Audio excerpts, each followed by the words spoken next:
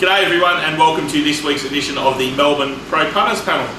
As usual, Darren Potter, Jumpy, Dan Kelly. Very well. Happy New Year, mate. Great to have you back on, mate. Now, we're very privileged to have Dan here because there must have been some issue with state borders or whatnot. It's Coonawarra Cup Day, DK. Why are you here? Oh, mate, first time for about 8 years. I've missed the Great Vignerons Cup Day at Panola. Normally, what's the time now? 1:40. It's on 9:30 a.m. start there on Sparkling something, so I'll be 3/4 shingless by now. So anyway, times change, mate, kids. But I'll tell you what, Juppy, it's a big week, you know. Yeah. It was, and this is, now I've got kids and mortgages and school fees and everything. Times change. You can't go get the blind for 5 days. But it was fly over Wednesday morning. Fly to Mount Gambier. Get in about 9:30 a.m. Get a hire car, get up to Panola, check in the hotel. A couple of hours of form. Pollock Winery, pause out the Pollock Winery, the beautiful restaurant upstairs there. Sparkling, it's normally 38 degrees. Straight into the sparkling Shiraz. Spend all afternoon there. Back to the hotel where our host puts on a barbecue. Open slather there. Sometimes we play cars till 3 in the morning. Anyway, we're up the bus leaves for the track at 9. Come and get you at 9. Breakfast 9:30. Sparkling. So races start at lunchtime. You've got to be very careful. You know, pace yourself.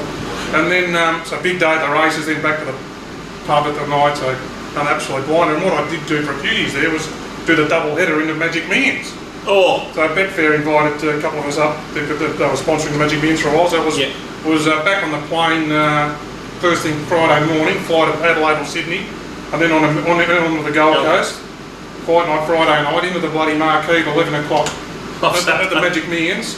Rest day Sunday, Monday lunch at Amoris Brothers down there, the beautiful seafood restaurant. Fly home Tuesday. That's a big week. Here I am.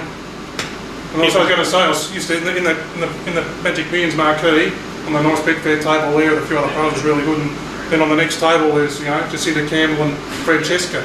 Now I'm sitting next to you two blokes. That's not even chocolates to boiled olives like that. It's from the penthouse to the outhouse properly.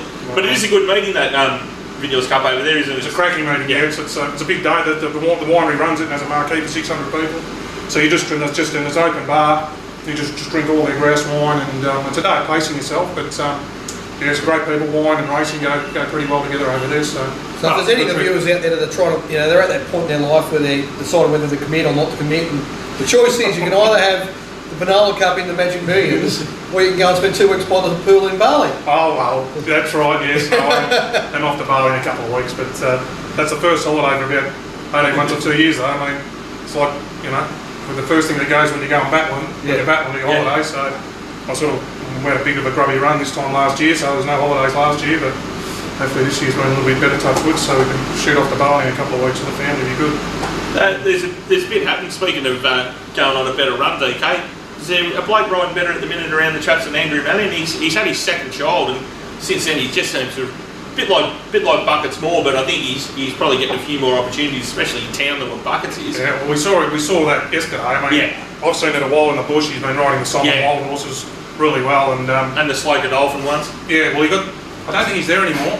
He did have a contract there, but now he's riding all his work at Allen's. But yesterday was the prime example. I mean, Summer Wind is a horse that we've been following, and I think I tipped it on the show a while back. Yeah. But anyway, yesterday he had barrier 1, and there was an issue that there was a leader in the race which he was going to probably have to follow and not kick up and hold out. Yeah. And there was a very good chance he could have got checkmated by the second favourite with Yendall, who's the last bloke you want checkmated. Yeah. And he just jumped out, give it a little nudge, and then started easing on the fence and just said, "I'm coming out." Parked it outside the leader, and I said to Osbert after the race, that's the move of an informed jock. Hello, Osbert. Yeah. Hello, Aussie. Aussie, I would assume, would like to be up at the Magic Millions, but his horse, of course, didn't quite make it up there in speeding. He'll have plenty of fun. He's got the winner of the Caulfield Cup, so it doesn't matter. Yeah, no, nothing better. We love an informed jock box, don't we? Absolutely. That's why, I mean, that made the difference taking short odds yesterday, and you just barrier 1's always. I'm going, barrier 1, but got this jockey who's in the zone, And gate 1's always a test for up and coming jockeys, and ones that it's very easy to get just copy light and go, didn't have any luck, but the ones that are prepared to sit that half a horse off and not be forced to the fence and hold their ground like that. That takes courage and so, confidence. So like a raging, you know what when he did that. Yeah. Because I'm sitting there, he's going to get crossed, he's handing up, he's going to get crossed, or this is going to get messy. And all of a sudden, in a split second, he comes out and says, "What's doing here, Yendel? I'm Yeah. over that. You can go back behind me." Yeah, and then you've got him checkmated. Yeah. I'll tell you the other thing in his favour. He made the very wise decision to move to Avondale Heights, which is where a great suburb. And my wife gets on eBay and things and buys things and goes and picks them up. And she headed up down North Road, which is one of the main drags. And she goes, "Oh, do you know a Melbourne jockey or something like that?" I went and picked up off Andrew's wife Sally, went and picked up some baby things for his baby. So they're living down the road around the corner. So that might be another reason why he's kicked on. Well, pretty good people live around there. He has kicked on. Like he's almost, I would say that he's probably through work ethic and pretty much nothing else. Like he's taken essentially Caitlin's spot there at Elton Zara, hasn't he? Like he seems to be their go-to guy at the minute, and it's all through just hard work. He's been working hard for months. Crystal Dreamer, he's been riding it, and he doesn't make many blues. And made a good Big Trev. He's been a fan for a long time, and I've sort of, he's been a bit inconsistent. I would have think I'd give him a chance to get one beat, but gee, the last back to winner he rode at Wilds here last week, and he rode at a treat, just took it straight to the front, where it should have been. And then he rode that horse at treat yesterday, so good on you, Andrew. Yeah, but I've seen him, like as you blokes know, I've been travelling around, and he's at a lot of the meetings I've been going to, and it just shows you what happens when you got two kids. It does mean that you've got to work that extra bit harder. Extra bit harder, and you're mature. It's the best thing that's ever happened to me, father, wouldn't it? Yeah. Well, Juppie, it's been the making of me. Yeah. Just as a person, as a human being, and work. You settle down to work. I'm not off getting drunk at Panola. I'm staying home to work. Well, that's the other. You've got to do it. Yeah. But Buckets, there's another bloke who's kicked on with his kids. He's really fine. And Benny Mellon had some kids settled down. It's I'm not saying people without kids don't, but it squares you up. You get to that. Your fun days are behind you, your 20s and 30s, and mucking around and getting loose, and you sort of then you get in the grind of it's bills and mortgages and things like that. But then there's the kids are what make it worthwhile, and settle you down. Another thing, boys, we've been talking about it's been a while now, hasn't it, Potts? And you did an article on it during the week. I assume you were potentially adversely affected by Benalla being called off on Monday, DK, and I assume it's a Kikuyu surface up there. If they've got no drains, I'd imagine that'd be why. And it's just that the poor young bloke up there who's looking after the track, like he's damned if he didn't, damned if he didn't. Like he put the water on, they've got a freak storm, they've had to call him off, and everyone's jumping up and down.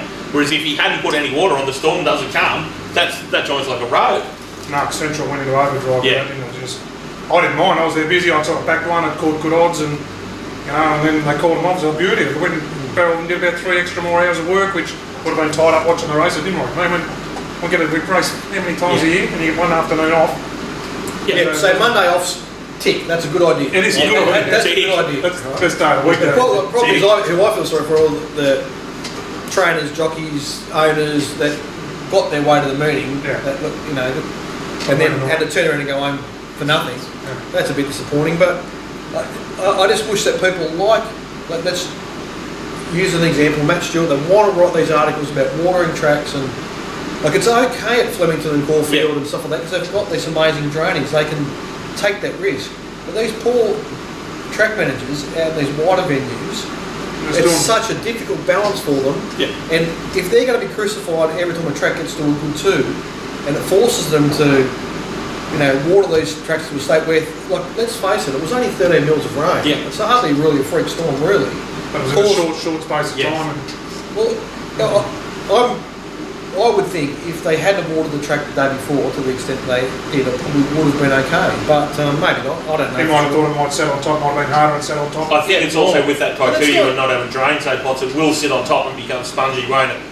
Yeah. But I don't know. I don't know that track, but the point is that there should be more respect given to these track managers and the job they're doing, and people should stop trying to bully them into doing things that taking risks that they don't really want to take.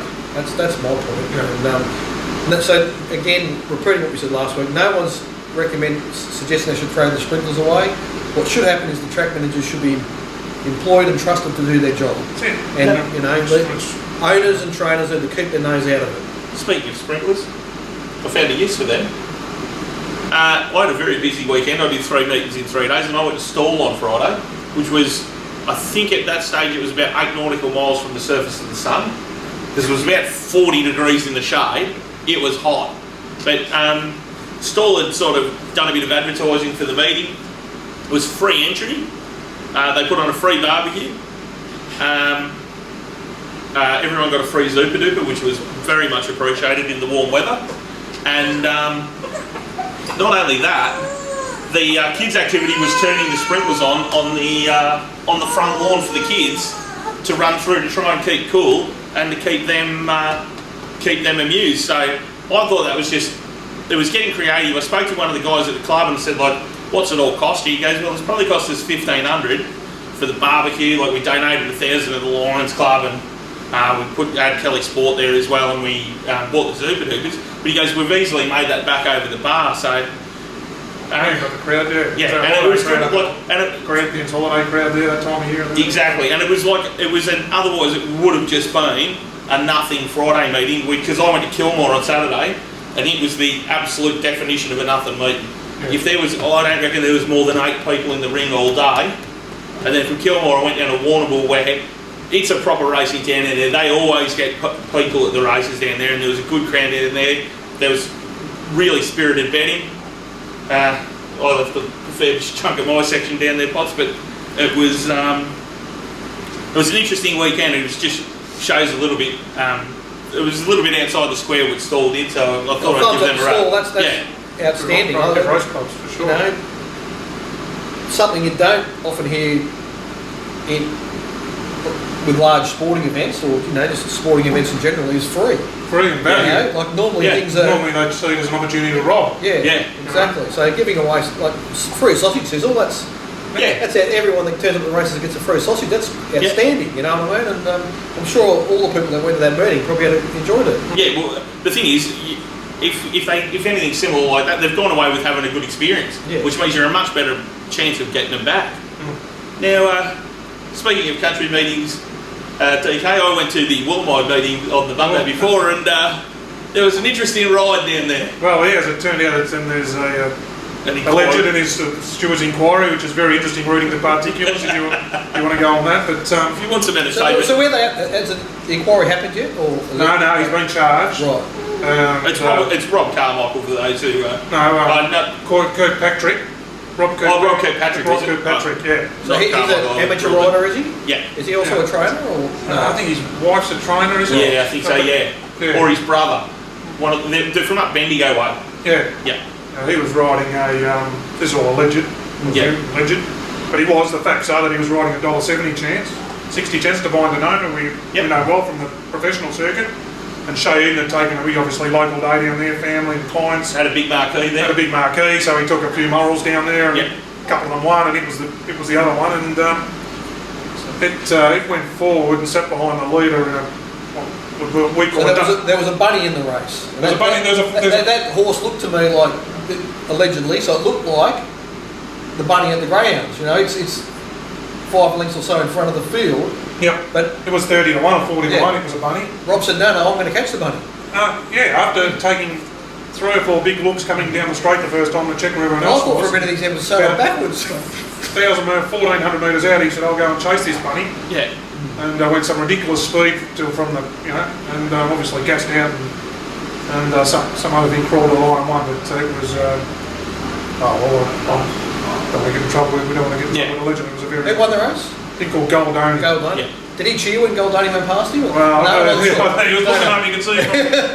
Anyway, but so that was, regardless of whether it was televised, I know it was the first televised picnic meeting, but there was 30,000, I don't know if that right, but the last 2 races they had 35,000 on the tote. Yeah. And a bit of money was being held on the race, and like I said, this was a professional horse. Yeah. But it was, I don't want to speculate on penalties, but getting found guilty, I don't want to get us in trouble, but it's as bad as I've seen for a long time. Well, his evidence will be interesting, because explaining why he was so obsessed with the horses that were 5 lengths behind him. They called Shane as well on the day. They called Shane and said, can you explain this? What have you got to say? What have you got to say? And they said, we're charging you. And so Shane's at least gone. I've got no fucking idea what's happening here. I've got no idea who was supposed to win. I've got all the owners here. Anyway, anyway, it was just odd, and it's something that you and I have talked about a bit privately, haven't we, Potts? It's especially in these smaller meetings. It's not just handicapping the horse. In a lot of cases, it's handicapping the riders. Like, I got tangled right up with them at Hanging Rock, and there was so many meetings that day because Weir takes a heap of horses to Burrabate. He also had horses at Terang. So it just means that the riders that are trying to get in with him, or the apprentices that he's got to go in there was a meeting at Mornington, and like you're left with sort of the bones left. Ben Punch. He was the man there, wasn't he? Right, well, yeah. Well, but the thing is, and you'd know by being from up that way, DK, that's not the easiest track in Victoria to ride in. That Hanging Rock track. It's a tight little turning track, and you have to know what you're doing. And it's it was something that I think that the apprentice school and all that need to look into. Like, we've got some top apprentice boys at the moment. Like, one of the boys you and Osbert jumped on early was Benny Allen, and we've got Benny Thompson, who he rode a winner yesterday, didn't he? And Charles Bayless. Charles Bayless. Yeah, proper kids. Yeah, but the thing is, the top ones are very good. It's just what's below them is the concerning thing. And they're riding on the more difficult tracks. Yeah. I mean, the top kids are riding on the tracks that are easier to ride, essentially. But anyway, thumbs up to the stewards there for dealing with this issue, and let's see more of it. More interrogation of interesting rides.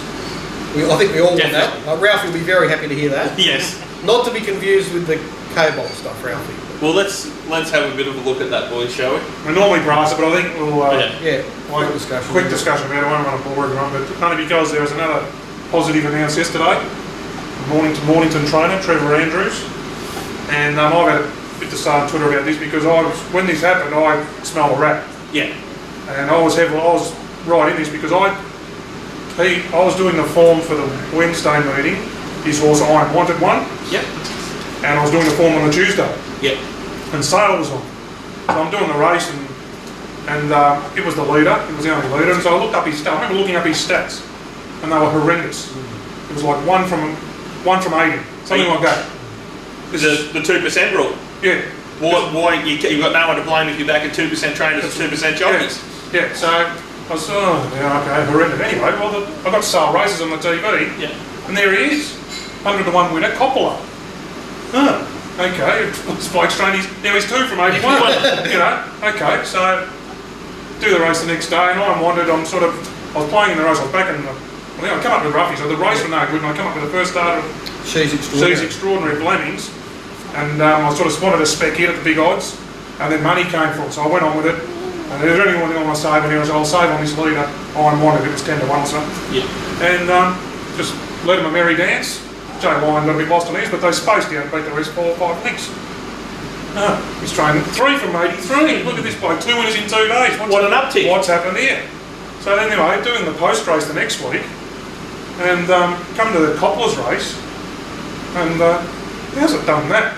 Was second up for 253 days. The rate was a complete gut buster, the race, right? It was a complete gut buster. And so in my opinion, it should have been dropping out at the 300, not finishing on and getting the money. What's happened here? And then, of course, I wanted him improved anything it had previously done. So I thought, oh, Jesus, this is interesting. Yeah. And can I just say to our good friend, and he'll have his rider reply next week, Ralphie, all these things are raised, but that was a 3-length spike for that horse. It is not its form prior and its form subsequently. It hasn't got within 3 lengths of what it did that day. Which one? Second up at start. No, it's Coppola. Yeah, Coppola, yeah. I'm not talking about on my stuff, it just stands out like dog's balls. So and then sure enough, 2 weeks later, it comes through, so 2 weeks later he's busted for a positive. So I didn't really want to comment. I'm not the Little Engine and Ladari and not my horses. Yep. But these horses running in my races, I'm doing the form on, and something stands out, well, I'm happy to say, okay, this is all alleged, it's all going to be proven, but something, I smell a rat straight away that day, and wouldn't you know, a positive 2 weeks later, of course. Yeah. You've had a bit more of a look at it as well? Well, I just think that, I don't get too involved in Twitter, but I do read some of what you guys, stuff you get in, so I had a look at it, and I've seen Ralphie, and like I said, Ralphie gets right reply next week. He's repeatedly sort of conflicted the 2 conversations, one about stewards looking into rider tactics, and the results of these positive K-Bolt tests over the past several years, and what it's done to the industry, losing good trainers and just dragging the industry through the mud with bad press and everything else. And I just think it's a real mistake to put two arguments together. They need to be separated. We need jockeys to be terrified of adopting really poor tactics that are giving their rides no chance or a limited chance. That needs to be dealt with, and jockeys need to be terrified of doing that. And then we also need vets, trainers and stable hands and whatever else to be worried if they're going to do something wrong with substances that are going to help their horses, to be terrified of the authorities there as well, that they'll lose their licence and so forth. So I mean, I went back and had a look at some of the horses that I just remembered off the top of my head. So Tested Rhythm at Scone has never got within 3 lengths of the spike at Scone at its next start, and then all of its subsequent runs it was 5 lengths off the Scone spike.